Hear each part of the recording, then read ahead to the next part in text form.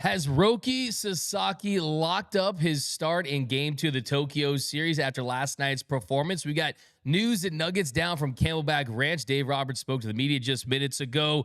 Also, who will be the Dodgers' starting third baseman next season? Will the Dodgers get their next Japanese star? And how the Dodgers overcame injuries last season, and an interview with Michael Kopech. All that more coming up next on a jam-packed episode of Dodgers Dugout Live. It's time for Dodger Baseball. Welcome to Dodger Stadium.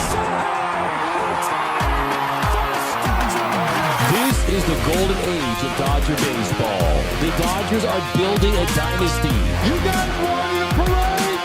We got it, parade. The Dodgers punch back and head to the championship series. Ohtani starts the 50-50 club. Mookie Magic. Freeman hits the ball to right field. She is gone. Start the party, Los Angeles. Your Dodgers have won the World Series. Think blue, bleed blue, and I'm out. What is up, and welcome to another episode of Dodgers Dugout Live, the #1 Dodgers show and podcast on YouTube. My name is Doug McKain, credentialed member of Dodgers Media. You can follow me on X and Instagram at DMac_LA. If you haven't yet, do us a huge favor, subscribe to the Dodgers Nation YouTube channel. Hit the subscribe button, hit the notification bell, and if you really want to support the channel, smash that like button. And most importantly, after last night's performance, you're going to want to do this. Comment Roki of the Year down below so you're eligible for our next big giveaway. At 120,000 subscribers, we'll be giving away an authentic R. Sasaki number 11 Dodgers jersey. All you have to do to be eligible is comment Roki of the Year down below. Subscribe to the channel, have the notification bell on. Also, go subscribe to my newest channel, The Big Lead. Go to YouTube.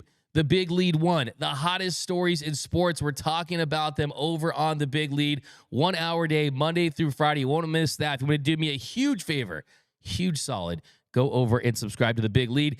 And big one, massive one. If you have not yet, what are you waiting for? Join the movement. Join our Dodgers Nation Discord channel.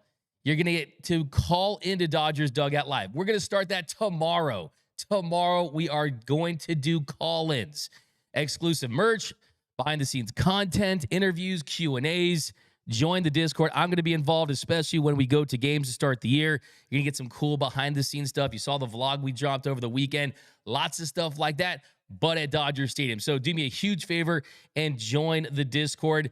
But we are just Max Muncy, Hanley Ramirez, Alex Cora-Gross, days away from Dodgers opening day. Got throwing Rob Brank in there too. 13 days away from the Dodgers season opener in Tokyo, Japan.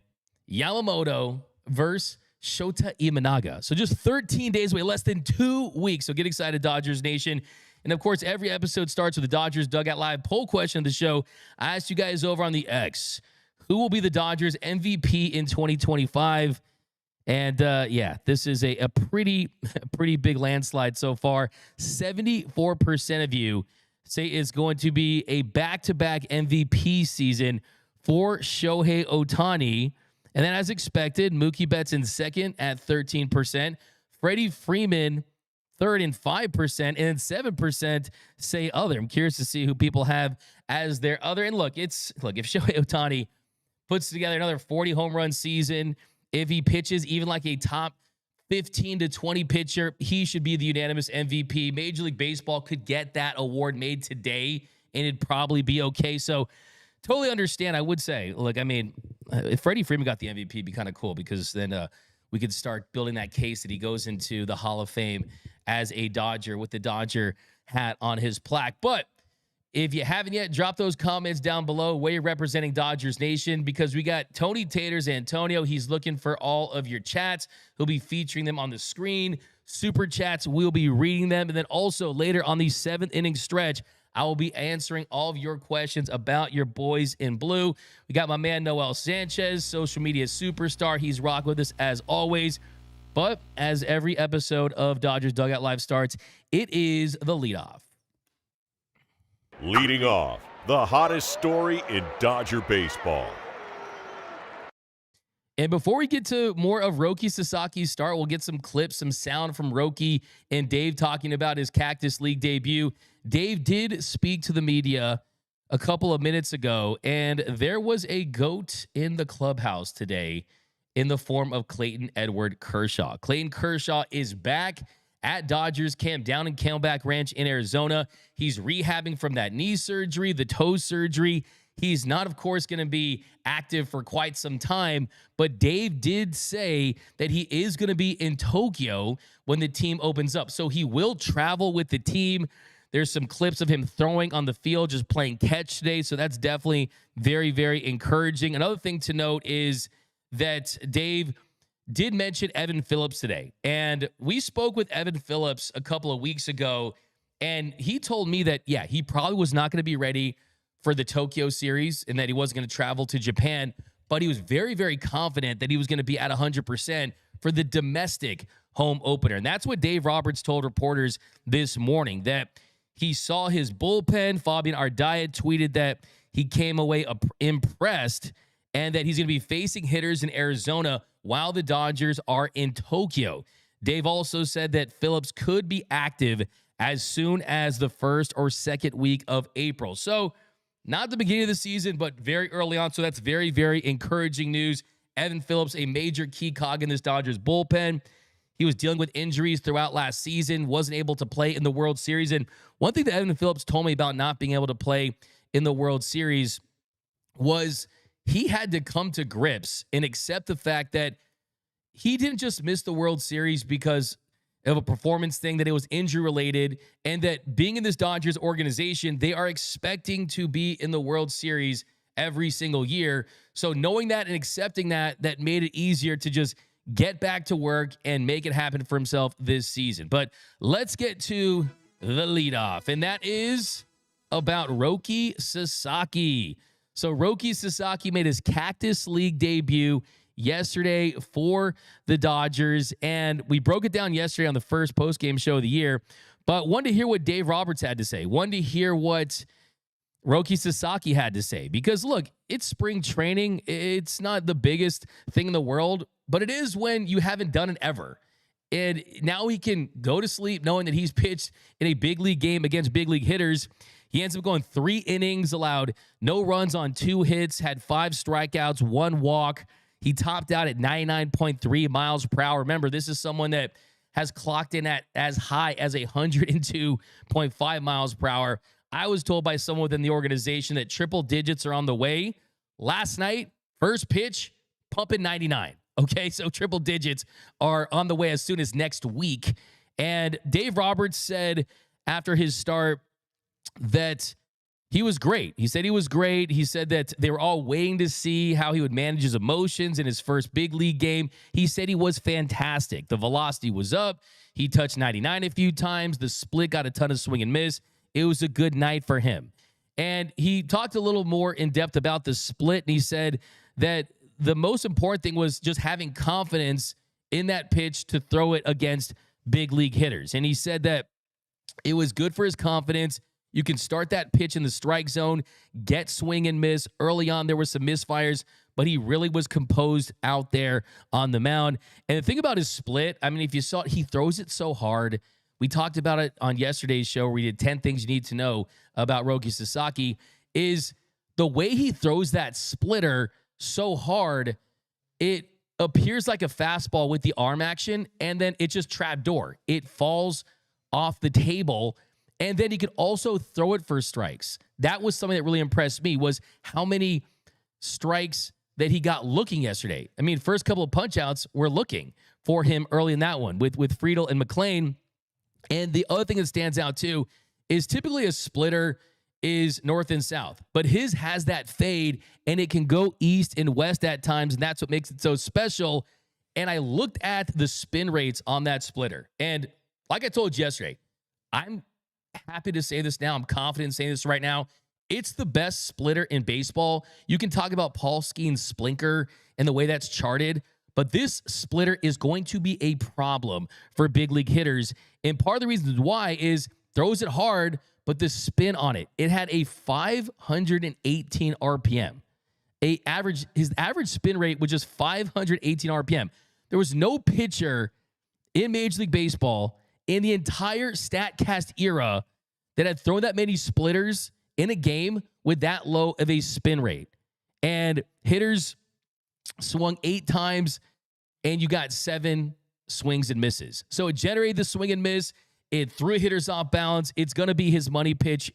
It's going to be an absolute weapon for Roki Sasaki in his first year. But here was Dave Roberts after the game talking about what he saw from Roki and what impressed him about his first big league start in Cactus League play. You know what? He's growing. I think he's getting more and more comfortable.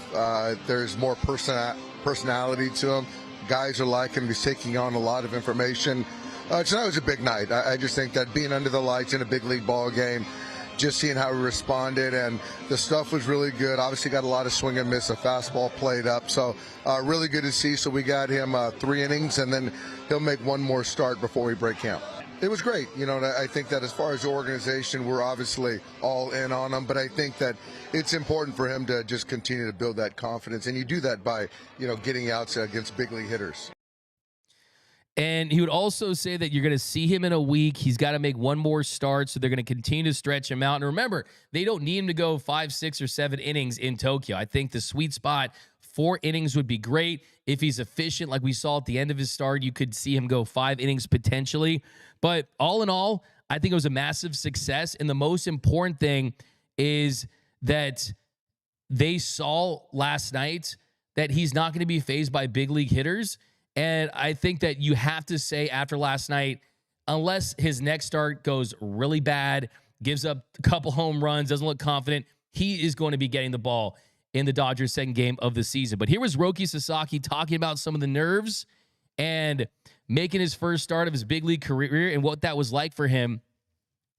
登板前すごくワクワクした気持ちと、不安がどっちもあったんですけど、マウンドに立ってからこう集中して、その場の雰囲気だったり、こう噛み締めながら投げることができました。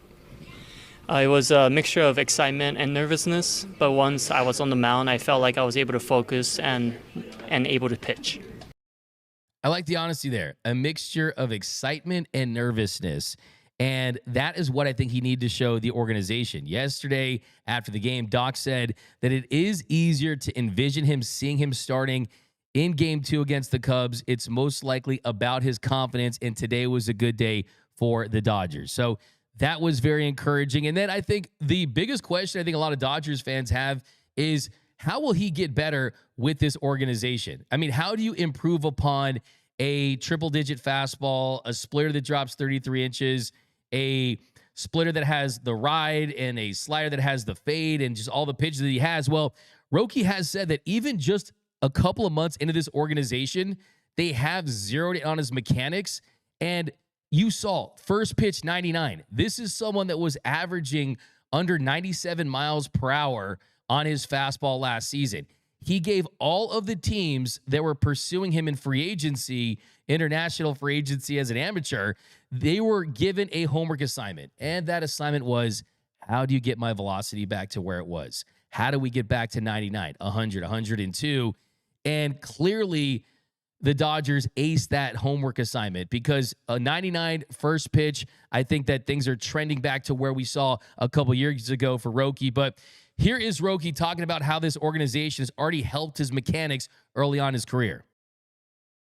どちらももちろんあると思うんですけど、メカニクス的なところでこう、キャンプ中ラボ入って、もう一回こう自分の何ができてないとか、そういうところをもう一回、なんていうんですかね、洗い直して、その中でこうどうやっていこうかっていうところで、まだ始めて少しですけど、いい方向には来てると思うので、継続してもう一段階こう上げていけたらなと思ってます。It's a combination of both. Really worked hard in the lab, digged into the mechanical aspect of my form, and looked at things that I do well and things I wasn't doing well, and was able to really work on things I wanted to, and I feel like I had a pretty good foundation.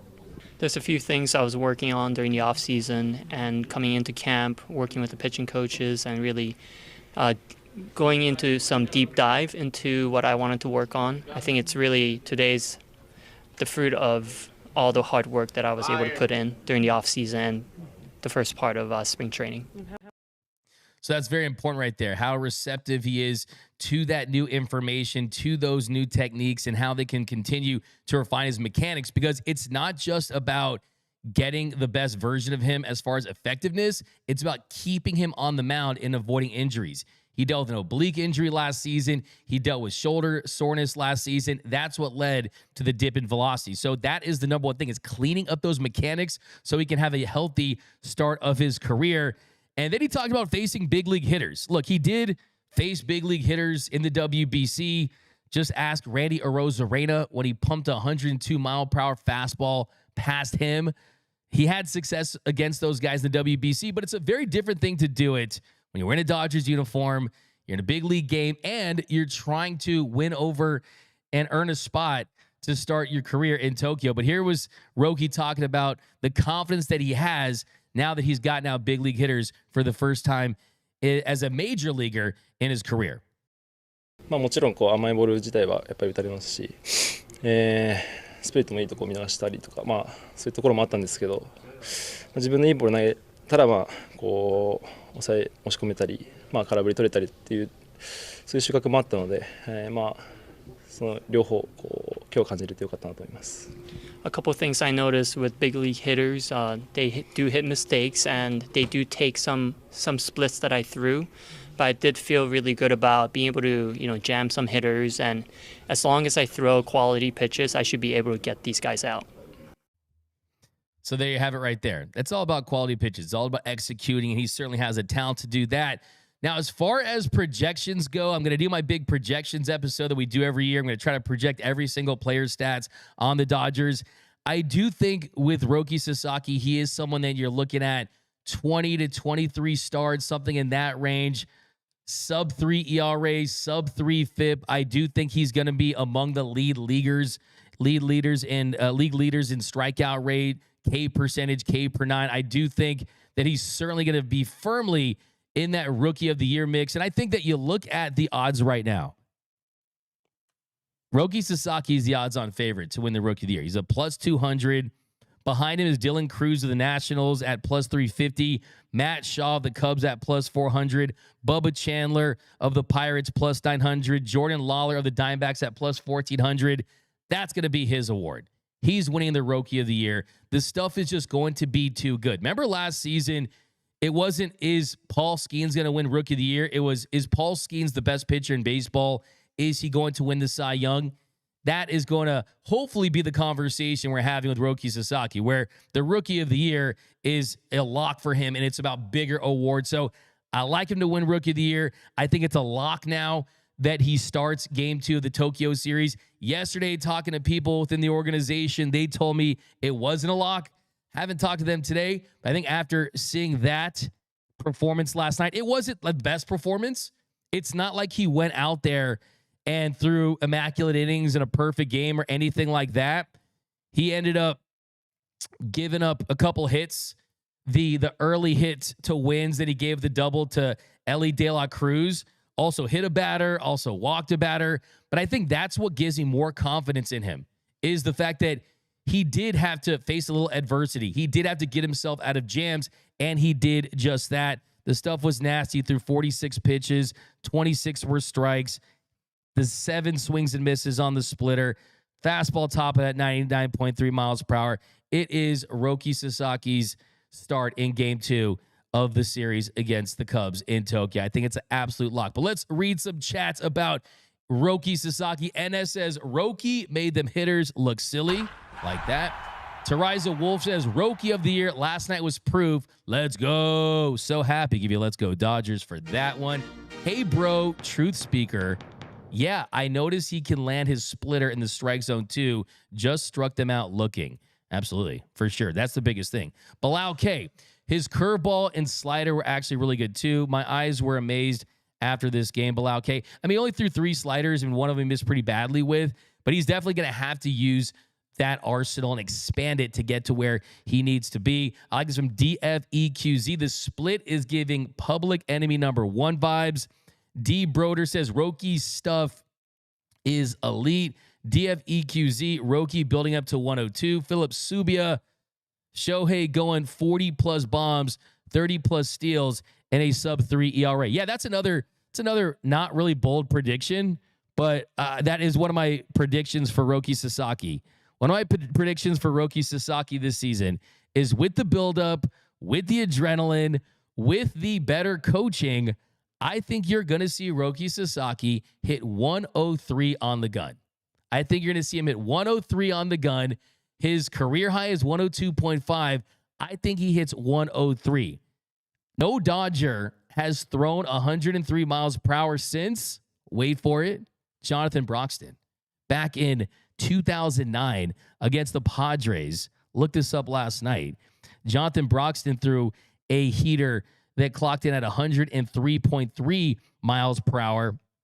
And then if you remember last season, Michael Kopech, he threw a fastball that went 102.6 miles per hour.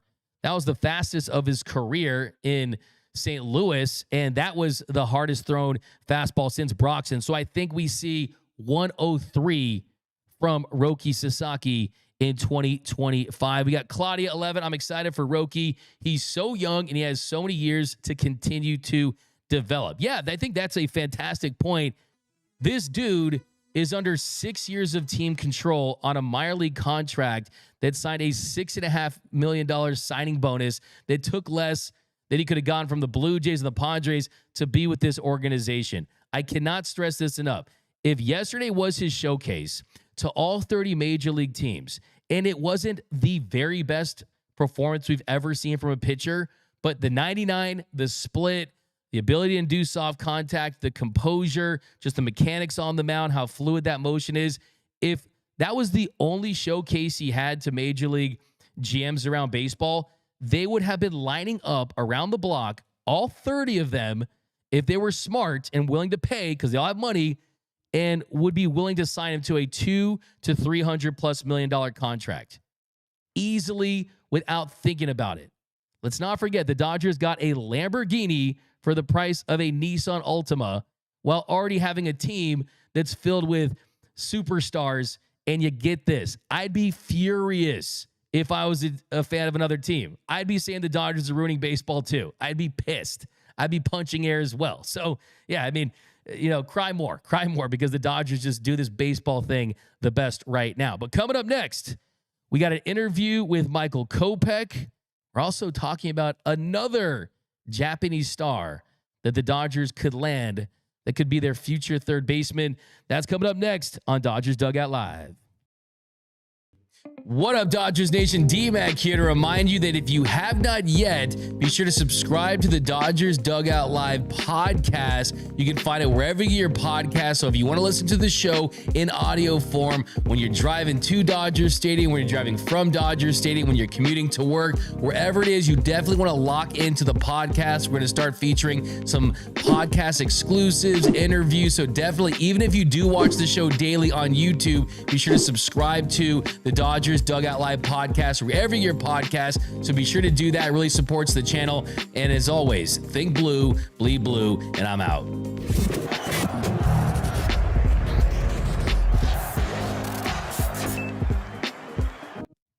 And welcome back to Dodgers Dugout Live, the #1 Dodgers show and podcast on YouTube. By the way, a couple quick reminders. Comment Roki of the Year so you're eligible for the giveaway. Join the Discord movement. I want to connect. I want to talk to you guys more. I want to have your voices on the show. You already got a voice because you got the chat, but I want to hear you guys on the show. Bring in your fire takes. I'm going to drop a fire take right there. Dropping your fire takes on the show. It's going to be starting tomorrow, okay? So definitely join the Discord because you're going to have the ability to do just that. And then also, please subscribe to my newest YouTube channel about all sports, and that is The Big Lead One. But we are getting you up to game time almost. It's 11:33 on the West Coast. The Dodgers taking on the Angels today.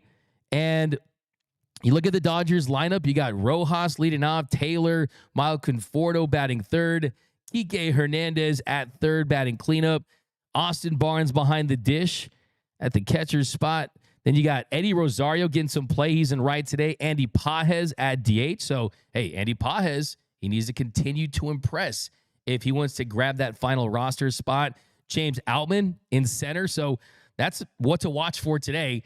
The offensive production. Can James Outman and Andy Pages have a good day at the plate? And then you got David Bodie, kind of the outside shot guy to try to make this roster. I think at this point he's not on the 40-man. He's definitely more of a depth piece at this point. So that really is kind of where they're at from that standpoint. So I don't anticipate him making that leap, but I definitely think that he is going to provide some quality depth for the Dodgers this season. And he's hit the ball hard. He really has. But yeah, there's just a lot of talent on this roster. And you got my main man, the Knack attack. Landon Knack is on the bump. So Landon Knack's the guy that's providing depth for this team. He's going to be doing that all season long. But want to talk about Michael Kopech, because Michael Kopech, through his first bullpen session yesterday in front of the media, he'd done some throwing a little bit kind of behind the scenes, and he's kind of worked his way into it. But that's going to be a major factor for this team, is the health of Michael Kopech, the health of Evan Phillips, because when they went out there and they signed the very best reliever available in Tanner Scott, you also signed Kirby Yates. And when they did that, it was, okay, we understand Andrew Friedman had already said he does not want to go to market and make big trades for relievers during the season because the cost is so high. But I also think that it was just some extra insurance with the whole, okay, Kopech throwing hard, Evan Phillips dealing with injuries. Those are their two high leverage guys that they rely upon. So now you have the best of both worlds. And if everyone can stay healthy, this has the makings to be one of the very best bullpens in the sport. And Kopech has been a starter for most of his career. And I asked him about, is he going to consider maybe an opportunity to start for the rest of his career, maybe even with the Dodgers, maybe past this season? It's going to be interesting to hear what he has to say when I asked him that, because it's definitely an eye-opener. Because clearly there's two types of pitchers. One's that, hey, we've accepted the move to the bullpen. And then there's guys like Michael Kopech and the Dustin May types that know that if they stay healthy and they figure things out from a sequencing standpoint, from an execution standpoint, from a mechanics repeatability standpoint, that they can be legitimate, bona fide, top-level starting pitchers. That's how good their stuff is. But here's my conversation with Michael Kopech last week. Really opened up about the trade to the Dodgers and how the Dodgers really unlocked him, his goals for this year, how he's feeling heading into spring, and then after a mysterious injury to a Dodgers pitcher that didn't happen on the baseball field. That's coming up next, but here's my interview with Michael Kopech. We're here with Dodgers superstar reliever Michael Kopech. Michael, first I want to ask you just, how's your arm feeling so far this spring? You were dealing with some stuff. I mean, I heard some different things about that, but are you close to 100% or just kind of where you at from a physical standpoint right now? I just had a little bit of inflammation. Honestly, some things were kind of just behind because of what happened. So I got sick. My family got sick. Had to take a little bit of time off training at a really unideal time. So when I started to build back up, there was just some stuff that was kind of gunky in there. So it's almost like I've reset my throwing program since being back here. So I wouldn't say I'm close to 100%, like close to game action.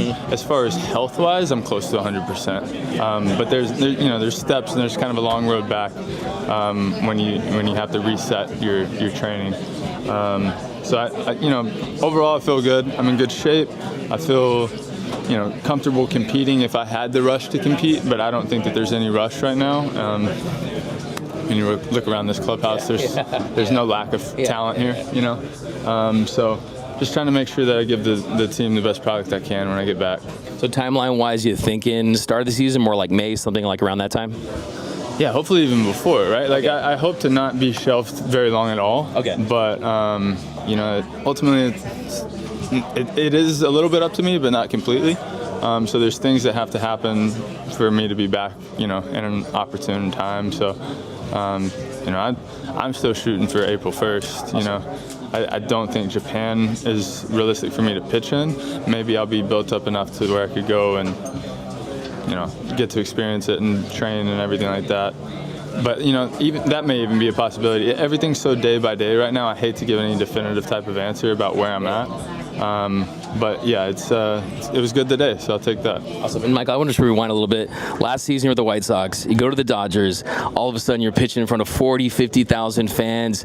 You on the mound. You're exploding, showing that fire, that intensity. All those clips going viral. Just kind of talk about the experience going from the White Sox to the Dodgers and then going on a World Series run. What was that like? It was fun. You know, like that was kind of like where all that emotion came from. It's like, and it's nothing against the White Sox. It's just wasn't a whole lot of fun playing baseball when you're losing that many games. You know, you get to show up and do what you want to do, and you get to train, and you get to work, and you get to do all the things that you've done your whole life. So for that aspect, it was still like my safe space. I still enjoyed the game in that way. But winning is always more fun. So I came over here, got to instantly feel, you know, a winning environment.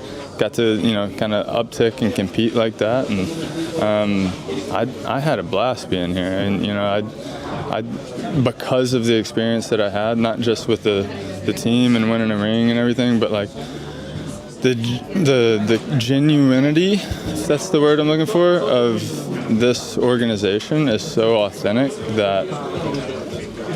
Like I take a lot of pride in wearing this blue, you know. It's been a really cool experience for me. Yeah, and it's not like your fastball needed any juice, but pitching in front of like 40, 50,000 must have taken to a whole nother level. So it was 102s in there. I believe it was the fastest pitch since Broxton back in like 2009 that we saw last season. But gives you that extra level of juice, seems like. Yeah, it helps, you know, and when you know that like that whole corner over there getting swarmed right now, the superstardom on the team, and how easy it really is to take a lead and how much pride you have coming in and holding that lead. It's a lot of fun to be a part of. Yeah, we had Roki Sasaki have his live BP. You guys need to have like a little velo off. He goes 102, you guys go 102, like a little dunk contest for like fastball velo. But what'd you kind of make of that whole live BP today? I didn't get to see, unfortunately. I've seen him throw a few times. I really enjoy watching his delivery, how smooth he is. I was just mentioning this to somebody else. All the Japanese guys, they have such a unique way of throwing that's so smooth and efficient. It's really fun. It's pleasing to watch. And when somebody like him's doing it and it's coming out, you know, upper 90s, 100, it's even more so impressive. So I'm excited to see him pitch in game action. I haven't got a chance yet, but I'm excited. And you expressed kind of the possibility of kind of going back to a starter at some point. Is that still something that you might have as a goal, or just kind of feel comfortable in your role now? You know, both, really. I'm super comfortable in the role I am in now, and if this is, you know, where my career unfolds as a reliever, then I'm fine with that. If an opportunity comes to start, and you know, I feel like I have the endurance and the stamina and the health and everything to do that, I would love to entertain that, because, you know, starting is where I feel like pitchers have kind of most control of their game. So I love both aspects of it, but truly I just love pitching. Awesome. Well, there he is, super reliever Michael Kopech. Congrats.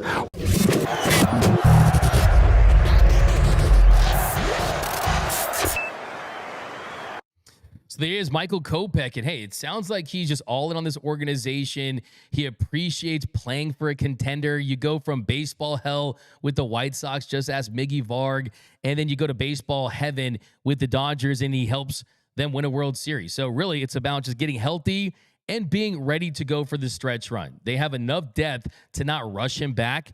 His premium is being able to use him on the biggest stages in October. So, I mean, he's right up there with the Dodgers' top relievers that they have, and he brings that element of, hey, FU fastball velocity, right? And they hadn't had that for years. It was playing to contact. You see, had Bruzdar more of a two-seamer kind of sinker guy, putting the ball on the ground, getting soft contact. Velocity is a guy that say, Kopech's guy say, hey, I'm going to throw my best fastball. I'm going to challenge you in the zone, and I'm going to overpower you. He brought an element that the Dodgers just did not have, and he's so important to this bullpen because he's the guy that does that. Yes, Tanner Scott throws 97. You've got Bruzdar. You got guys that can throw gas, but nothing close to what Kopech can do. So I hope they slow play him, only get him back to where it's when he is back and then he stays back. Now, speaking of guys within the Dodgers organization that throw with velocity? Well, there's Edgardo Henriquez. And we were screaming for Edgardo Henriquez to get a shot all summer because of the velocity, because of how hard that he throws. And that is something that he does. I mean, he was averaging 98.7 miles per hour on his four-seam fastball in his Dodgers debut when he came up. And he was kind of making inroads. He really was. I mean, last season, he struck out 5 of the first 14 batters that he faced against the Padres and the Rockies. He was added to the postseason roster for the NLDS and the NLCS. Was mainly a mop-up guy, gave up a couple home runs in Game 2 of the series against the Padres in the NLDS. But he ended up throwing 56 and a third innings combined last season in Double-A and coming all the way up. In the majors, he pitched in 3 games in the regular season, went 3 1/3 innings, gave up 1 run, had 5 strikeouts, 2 walks, had 1 save. But there has been a mysterious injury with Edgardo Henriquez. And Dave Roberts said yesterday, quote, that he had just a little mishap, going to be in a boot. It's a left metatarsal injury. Don't want to get into specifics. It was off the field. He's out 4 to 6 weeks, and it didn't happen on a baseball field. So Dave kind of had a little interesting look on his face. I don't want to call it a smile or a smirk, but it definitely was the tone where it's almost, what was he doing? What was he doing? So I'm not sure what it was. I've reached out to Edgardo to try to find out. I'll see if I can get any definitive information about what happened. But 4 to 6 weeks, man, it's a good amount of time for someone that was kind of on the outside looking in, but did have an opportunity to play, to pitch for this team, just on the simple fact that he's got top-level explosive stuff. And when you're that good and the talent level is that high, and even if it's raw stuff, they want to see what they have in you. I mean, think about this. He pitched in just 3 games, 3 1/3 innings, and the Dodgers were willing to put him on the postseason roster in the NLDS and the NLCS, and he was just 22 years old. That is how high they think of him. So we'll see what happened with this. I mean, don't want to speculate too much. I just hope that he gets back healthy as soon as possible and that this is nothing lingering. I think the one positive thing you can say is that it's not something to his arm. You would almost fear if it was something that happened when he was pitching, right? I mean, you would kind of take it as this because he's going to get fully healed from this. He's going to be back on the mound, and hopefully it's not going to impact it. But, man, I have a lot of theories.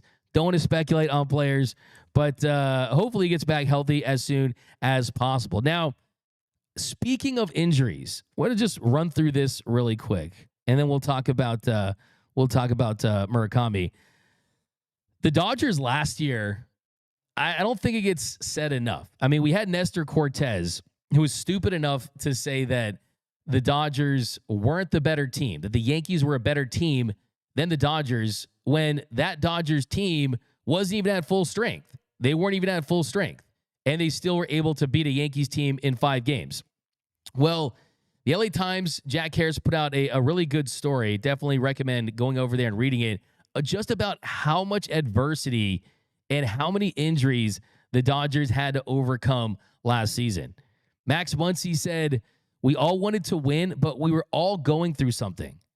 And you just look at all the injuries. Shohei Ohtani had a torn labrum that he was playing through the end of the World Series.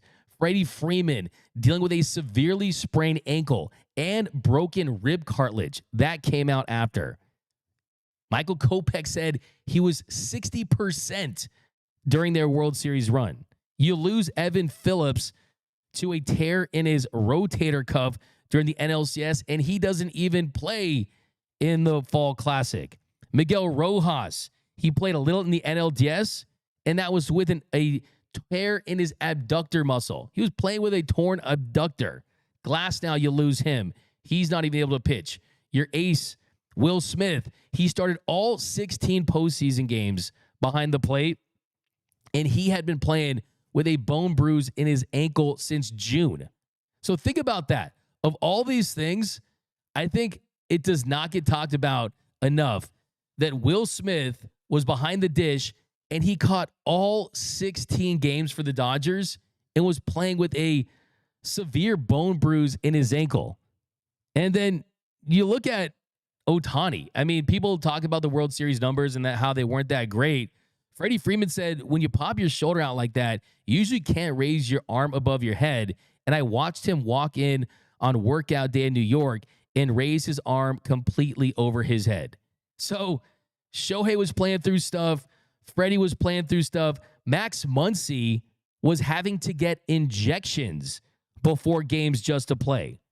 Dave Roberts said a couple of weeks ago to us in Arizona just about overcoming these injuries. He said, you lose players and guys are playing banged up. When we started to go through October, there are going to be things that are ailing and you're dealing with, but I'm not surprised they found a way to get through it. Baseball is a battle of attrition. So, look, it's not just the big guys.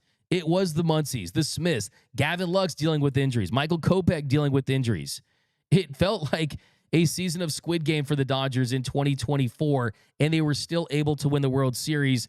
So the point of this is to say that as great as last season was, I don't even think that we have even came close to seeing the best version of the Dodgers with Shohei Ohtani, the Dodgers with elite pitching talent. That team won 98 games with injuries, still finished with the best record in baseball. There was some more parity in the sport this last season, but I think this year is the year that, hey, man, the baseball gods kind of owe the Dodgers a solid, and I think this is the year with the depth that they have that you're going to see that monster season. I think of the Dodgers run that they're going to go on for the next decade, I think this has the potential to be the best Ohtani year of the 10. I think this is going to be the monster year. The 108 to 114 win season. Not going to throw out my wins. I've been thinking about it every day. I've been going back and forth.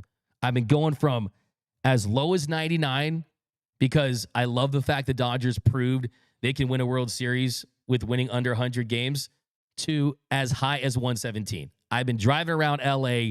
I've been waking up at 3:30 in the morning in a cold sweat, just thinking about my win total. I'm not ready to throw it out, but I do think it's going to be big just because of the talent that they do have and the chance to do something extra special and become that first team to go back-to-back since the 2000 Yankees. So, hey, Nestor Cortez, you were the better team. You didn't even face the best version of the Dodgers, man. Just, hey, that's why they trade you the Brewers, man. And, yeah, you're a part of history forever in the wrong way. But I get a lot of questions from you guys. D-Mac, are the Dodgers going to sign the next Japanese superstar? But it's not going to be a pitcher this time. It's not going to be a pitcher. It's going to be Munetaka Murakami of the NPB. Could they get Murakami, who has already played 7 seasons in the NPB? He's going to be a free agent in the same way that Yamamoto was, where he is going to get paid. He's not going to get 300 plus million or anything like that, but he is going to be paid more closely to a typical free agent where you're talking over $20 million, $30 million, something in that range. I mean, he has said that he wants to challenge Ohtani. Munetaka said he wants to compete with Ohtani for the home run title in America. So does that mean he wants to compete with him on his team as his teammate? Or does that mean that he wants to be against him? And I was talking to some Japanese NPB insiders, and they told me that he definitely would prefer to play on the West Coast. That he would prefer to play on the West Coast, but it's going to be West Coast teams versus one team on the East Coast, and it's the Yankees. So he'd prefer to be on the West Coast, but he would definitely be willing to sign with the New York Yankees. If I had to pick right now, I think the Yankees would be the favorite to land him. Like I said, I try to tell you guys how it's going to be, not how I want it, right? And I think that would be the number one team for him right now, just because defensively, that is where the big question is. That's where the big question is. Because offensively, I think he has the potential to be an impact bat. If you look at his career in the NPB, he's a 272 hitter, 395 on base, 543 slug, 640 walks, has good plate discipline, can hit for contact too, 241 home runs. That's nothing to sneeze at. That's a very impressive number for him. If you look at his numbers overall, I mean, age 24 season, 143 games, 610 plate appearances. He put up an 851 OPS. He hit 33 home runs, had 86 RBIs, 13 doubles. So he's really kind of a home run guy. Doesn't hit a massive amount of doubles. Season before that, though, he had 28 doubles, 31 home runs. But in 2022, that is when this name really started to explode. I mean, you saw in the WBC hit that mammoth home run. In 2022, at age 22, he hit 56 home runs, had 21 doubles, had a 1168 OPS. And this is in an era of NPB baseball that's considered to be kind of a dead ball-ish, not an offensive heavy league right now. But he is a bat that can help teams in the middle of their order. He is someone that is going to be a first baseman, though. So that's my big fear, is if you're going to go after him, are you truly willing to throw him at third base? Are you going to sacrifice defense for offense? That is the top thing for me. The Dodgers have done that at multiple positions. Hey, the Dodgers are doing that right now, right? Mookie Betts still has to prove that he's an average to an above average shortstop, but offensively, he's a top 10 hitter in baseball. You've even seen third base. Max Muncy has improved, but Max Muncy has been a below average defender for most of his career. Last year, the way things were trending, I felt very confident about Max Muncy at third base. And I think that he's continuing to get better at that position. And as long as he gets you 30 home runs and around 100 RBIs, gets on base, I'm for that. I think at his contract, you can absolutely live with that. He provides you a ton of WAR. He's basically a 3-WAR player for that price. So Max Muncy provides you value. Muncy does have a $10 million club option for 2026. Listening to Max talk recently, he has mentioned wanting a multi-year deal. So I think the number one goal for Max Muncy this season, stay healthy, hit 30 home runs, have 100 RBIs, perform better against left-handed pitching like we saw earlier in his career with the Dodgers. And if he does that, I think he's hoping to get a multi-year deal. But for Munetaka Murakami, kind of the big decision too is, do you want to play third base, and is it with the Dodgers? Because you can't play first base. You can't play first base. I mean, in a couple years you could, but Freddie Freeman is in the 4th year of a 6-year deal this year. So it wouldn't be that long. I mean, if you had him at third for a year or two, you could move into first pretty quickly, but you can't have him at DH. And there's some scouts out there that think that he is going to project as a first baseman and possibly a DH. So the number one thing is, can he play the position? But I mean, what if I told you, a Japanese superstar player in the Dodgers, you would say he's already a Dodger. You already say that he's signed a $200 million contract with $180 million deferred, and the deal is done, and he's going to be in LA. But it's definitely an interesting possibility. I think at this point, you have to pretty much accept that the Arenado stuff, at least right now, is essentially dead. What Buster Olney told us on this show, he told me, hey, if they wanted him, they would have gotten him already. He has a no-trade clause. The Dodgers are one of his preferred teams. They could have gotten a deal done for Arenado. So maybe they didn't go that route because Murakami was a possibility. But yeah, I mean, this is someone who's very enticing. Very enticing. Antonio, was he on your radar during the AWBC, the Antonio's World Baseball Classic, as we call it here, since you're the biggest fan of that event? Oh, I love the World Baseball Classic, bro. But, dude, he was the one that eliminated Mexico. I was so bummed. Ohtani got it started with Absolute that bomb. double. The only time I rooted against Ohtani. But, I mean, he's a great hitter, but for third base, I don't know. We'll see.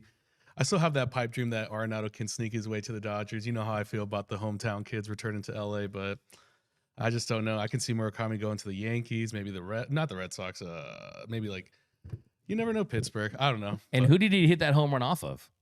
Current Dodger, Giovanni Gallegos. It was a double. It was a double for Mexico. It was a double, yeah. Yeah, but still, it was a big double in the gap, and then but earlier in the game he hit that super bomb. Yeah. Viva Mexico.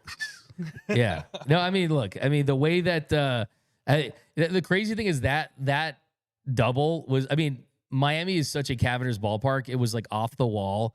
I mean, I think it would have been a home run like 25 of 30 of ballparks, but he does definitely have a Dodger Stadium. Oh yeah, Dodger Stadium in the warmth for sure. But it's very interesting. Like I said, this is an organization I can tell you, if you can hit, you're gonna play. If you can hit, you're gonna play because that's how you win.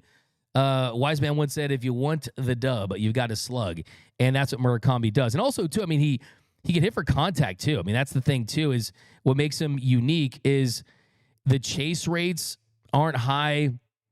The contact is there. The expected slug was 632. So all of that kind of points to someone that has the kind of bat that's going to translate. I think that he has fallen off the last couple of seasons as far as how he looked in 2022 versus now. But, hey, we were the first Dodgers show to mention Roki Sasaki to the Dodgers back in 2022. So just want to be the first show to mention Murakami to the Dodgers, possibly. So we'll put out the LeVar Ball manifesting. But coming up next, we got a quick 7th inning stretch. We can't go do a show without getting all your hot takes, all of your questions, and then we're going to give out our comment of the show here on the 7th inning stretch. The 7th inning stretch.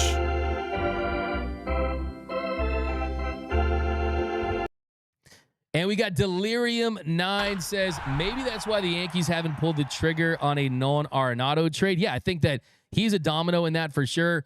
Claudio 11 says the Dodgers have the most humble, down-to-earth players. It makes them so lovable. That's a great point. I'm going to give you a nice let's go Dodgers for that one. Because, yeah, I mean, this is a very lovable team. It has a team with Teoscar Smiles and Shohei Ohtani doing prank wars with his manager. It's certainly a team that you're never going to forget. But, yeah, it's not a bunch of bad boys. I mean, it's kind of the nice guys finished first last season. Garrett Lonely says, if I ever meet Nestor Cortez, I'm just going to say she is gone. It's a comedy show. It's a comedy show from Garrett Lonely. Yeah, I know. That's the thing. He said, what did he say? He said, at the end of the day, we were the best team. No, at the end of the day, she is gone. And the Dodgers win, and Freddie hits the first grand slam. We got Justin Lamas. Hey, Doug, can I get a shout-out here in France? Absolutely. Comment allez-vous?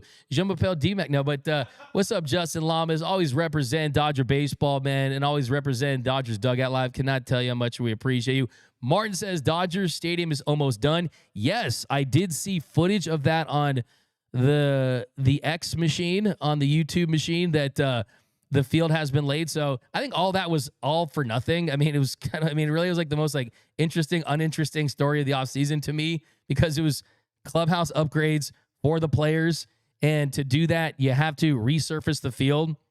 There was never any point where it was in jeopardy for opening day. Do you really think the Dodgers were going to fall behind schedule for opening day when they're going to get a ring? But, yeah, no, it's cool. We'll try to get some more info on that. We're trying to get Stan Caston on the show pretty soon to talk to him about that as well. Joe Techno. Yo, D-Mac, did you see that Tokyo series is sponsored by Guggenheim? I feel like that is kind of wild. Nothing is done by accident with the Dodgers. That's just a flex, man. That's such a flex. And like I said, every time I see that logo, you guys know I'm a uniform purist, and I love the fact that the uniforms this year, you don't have the perforations on the red numbers. The D is still split through the placket on the front end, which I don't love, but I'll compromise that because I think it's the wedding gown white, a little more truer this time around, and you got the big letters on the back. You have the big letters on the back and the big numbers on the back. It did take some time for me to come around on the Guggenheim logo, but if you're going to be spending $500 million a year, and that's what it's costing this organization to put together this roster, that's what I see. When I see the G, I see 500 million. I see 1.4 billion. I see a ownership group that is more committed to winning than any franchise in professional sports. So I can live with it. But yeah, it is a major flex to kind of have your sponsored events right there. We got Ty. It kind of reminds me of that meme where Obama's giving the medal to himself. It's kind of like what the Dodgers are kind of doing there. Hey, we're sponsoring our own team, man. We don't need your money. Tayo Serrano. Whatever happened to Alex Verdugo? Did he get picked up? Hey, I'm going to save that for the walk-off. Nice segue there. See if we get some more comments here on the 7th inning stretch. See what else we got. Jack, is there any chance we called it Reynaldo Yin this year? Jack, I mean, injury. A lot of the younger guys, they're blocked with injuries. But I think with someone like a Reynaldo Yin and the kind of talent that he has, He's a reliever, right? And when you're a reliever, that's when you have more opportunities. The Dodgers used 40 pitchers last season. Dodger Boy 71, D-Mac. What about keeping Rosario and send Pages and Outman down for the beginning of the year? Well, that is a theory, but you would have to also send Ha-Seong Kim down because Chris Taylor is most likely going to make this roster. So you can't keep all those guys plus Kike, plus Miguel Rojas, plus Austin Barnes on that bench. And with Vargas, with Outman, with Pages, those guys have options. So you're going to take advantage of that. I talked to Eddie Rosario, and really, for me, it's about getting an opportunity in this organization and trying to get a big league contract with another team. That is really what it's about, because he can probably have the opt-out. I don't think anyone's reported if he does have the opt-out yet. Gonna have to find out about that, but that's really what it's about. And the thing about Rosario is he doesn't play center field. He's a corner outfielder, so that limits him with this organization. Mookie Magic, Vlad Guerrero has been playing third. I think he's auditioning for the Dodgers next year's offseason. It's a fire take. It's a fire take. I love Vladdy. Team Jordan guy. One of my favorite non-Dodgers. Noel knows I love my Team Jordan guys. I love my Team Jordan guys. And I love me some Vladdy Guerrero. That feels like a Noel player. Vladdy. Oh, yeah, for sure. I love Vladdy. Yeah. He's a dog. And he loves him and Teo are BFFs. Yeah, facts. I love that he's trying to get his money, too. You got to try to get his bag, man. That's what it's all about. And look, the Blue Jays, they just can't secure their stars, right? I mean, they can't retain their talent. So it's something that they deal with. But couple more big. What can you tell us about the Apple Plus documentary? We'll talk about that tomorrow. So we're very, very excited about that. But we are running out of time because the game is about to start. So let's hit the walk-off. The walk-off. So someone mentioned Alex Verdugo. And yeah, Alex Verdugo, former Dodger, he has really struggled to find a team. And there are a lot of talks right now that he's probably going to have to sign a minor league contract unless he signs on with the team late because of injury. And the thing about Alex Verdugo is he just has not been a plus player. He has not been a player that has helped teams win a lot of games since that trade, right? I mean, last year he was a .8 WAR, so worth less than a win last season. And then he had a really, really, really slow start. And then he didn't end the year great either. I mean, if you look at the end of his season, from May 1st through the end of the season, Verdugo had a 72 weighted runs created plus. That was 133 out of 136 qualified position players from that stretch. He was tied for a 131st.